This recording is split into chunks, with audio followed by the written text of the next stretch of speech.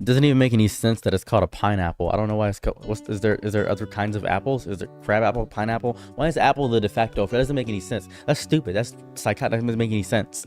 My favorite holiday is Halloween. It may be the greatest holiday of all time. It is as if we take a subversion of expectations of dressing up as the monsters that we fear from under our bed, and we have a fun time just going out and getting candy, trick or treat. Many people always give a treat, but sometimes you get tricked, and that is the fun spirit of what it is. I'm not really sure of where it began or anything like that, but I knew when I first went trick-or-treating, I wanted Snickers. I wanted candy.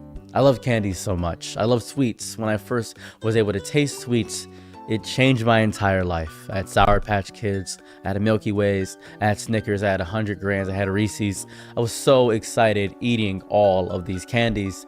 They made me feel outstanding. I loved all of it. And over time, I wanted them more. Then I hit 22 years of age. At the age of 22, I wanted something different. I stopped eating sweets. I didn't go to the dentist that often, but I felt like my teeth were trying to have a rebellion against me because of all the sweets I was eating. And I began to feel sick every time I thought about candy. I get to the age of 25, and the first time I would go to a candy store by myself, I get 7 pounds of M&Ms. 7 pounds of M&Ms that took me 2 years to completely eat. At 27 years old, I finished those 7 pounds of M&Ms. And they were old and stale and messed up and weird. And I think about that a lot. I think about why it took me so long. If I had 7 pounds of M&M when I was 8 years old, I would have loved 7 pounds of M&Ms. It would have changed my world. It would have changed my life. However, those 7 pounds of M&M began to feel more daunting the more I thought about them each time. When I was younger, my mom said, you have to eat your vegetables. When I was younger, my dad said I should probably eat more fruits. When I was younger, my grandmother said, you can't eat sweets forever.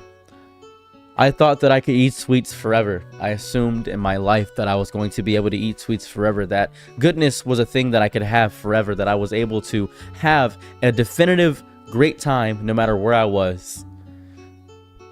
In life, when something bad happens, I often think about it too deeply. I think about where I could have changed my perception on things, where I could have changed what I've done in those situations. I think about the small instances in which I could have made the situation better. I think too much about things on the outside and not focusing on what's inner within me. And then I focus too much on what's inner and I get too introspective, think that I'm the issue in the situation when it's things outside of my control. I can't stop a tornado, but I blame myself for the tornado because I didn't move away from it. I can't shake the earth and hold the earth together so the tectonic plates don't shift, so an earthquake doesn't shake and rupture an entire house and destroy that.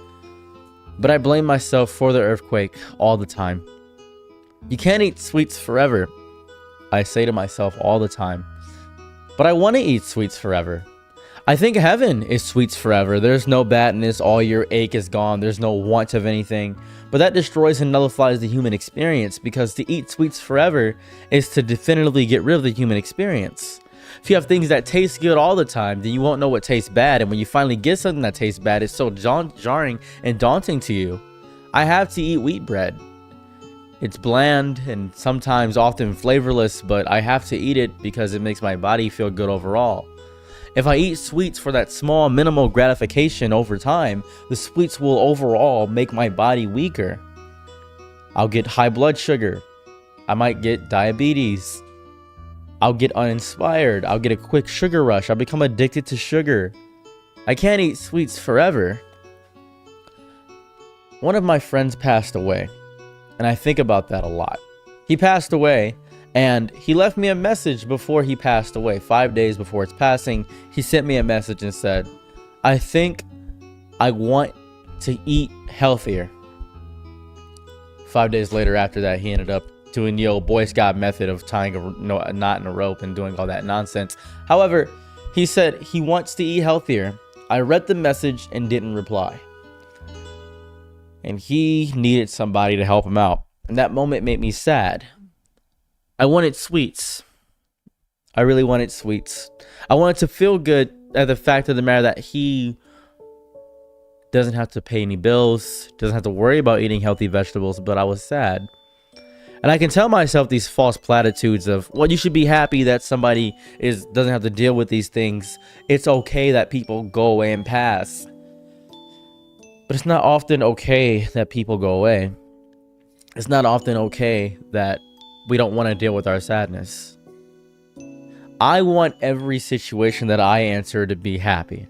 I want everyone to see my presence and know that I am a beacon of joy. I want to be the kindness in the shadows of the darkness for everybody to see. That is what I want. That's what I've always wanted in my entire life. I thought that I could have that. I really did. But I'm beginning to realize that without those moments of sadness or heartache or destruction and turmoil, we lose a core piece of who we are and what we are. You cannot have sweets forever. And I want to be able to eat Snickers and feel good about it. After all, I want my body to enjoy Snickers. I want my soul to enjoy it.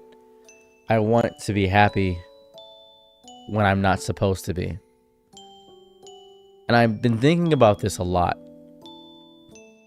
That heaven seems to be a bit of a false promise to everybody, where there's no anger or sadness or heartache.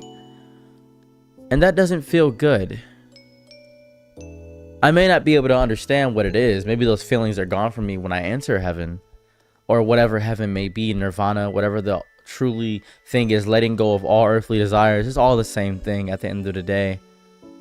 Letting go of all your terrestrial desires, becoming one with the everything, giving up it all to realize that all this stuff on here was worthless. But that's a little bit pessimistic, isn't it? That's too pessimistic, I think. It's too pessimistic for me to want to say, I want happiness forever. That's pessimistic to me. It's pessimistic because it disvalues the idea of everything else. It ruins that mindset of we must struggle to climb out and become greater for it. If I'm at rock bottom, I must dig deeper and deeper and deeper and learn why I'm at rock bottom and climb my way out one grab at a time, clawing out of rock bottom. I want to feel like a human, and to be human is to suffer. That's the one thing everybody has in common. We all don't have the same language. We all do not have the same parents. We might not even all have the same type of pants. We don't. But we all suffer. Not all of us will experience the same kind of joy, not even the same kind of suffering, but we all do suffer. And that suffering is a bonding moment for us. Trauma bonding, one might say, truly.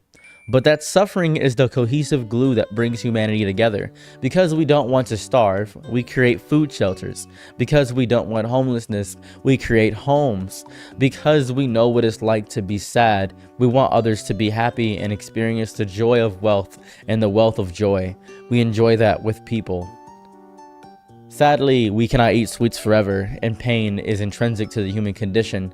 It is part of what makes us human. It is part of what makes us a part of this. I get sadder and sadder every day, but I know that the sadness will end. I know that this is just a momentary step on a long trend of pushing that hill upward. One must imagine Sisyphus happy to be completing the task and doing the task. You cannot eat sweets forever. When I was younger, I did not grasp that. Now I eat steaks. Now I eat white bread, and now I'm transitioning into wheat bread. I made Brussels sprouts a few nights ago, and they were amazing, and it made me feel good. I went on a run. I started to brush my teeth regularly, and I'm having a fantastic time with this lifetime because I feel like I have some semblance of consistency now, and everything's coming together. I have not eaten candy in quite some time. And I feel like when I do eat that candy, when I get a Snickers, when I'm able to eat again the sweet nectar of wanting sweets, I still will not want them forever. I would just enjoy it because happiness is supposed to be experienced in small bursts. You can't really experience happiness forever because it mitigates and destroys. It has diminishing returns over time. You can't do that to yourself. I refuse to do that to myself. I deeply do. I'm so proud of you for being here. I'm happy you found this video, whether it be by accident or whether you know me or whether you've seen me in some capacity. I'm so happy that you are here. Do you think that you can have sweets forever? I grow ever so curious if you can. I love you, and goodbye.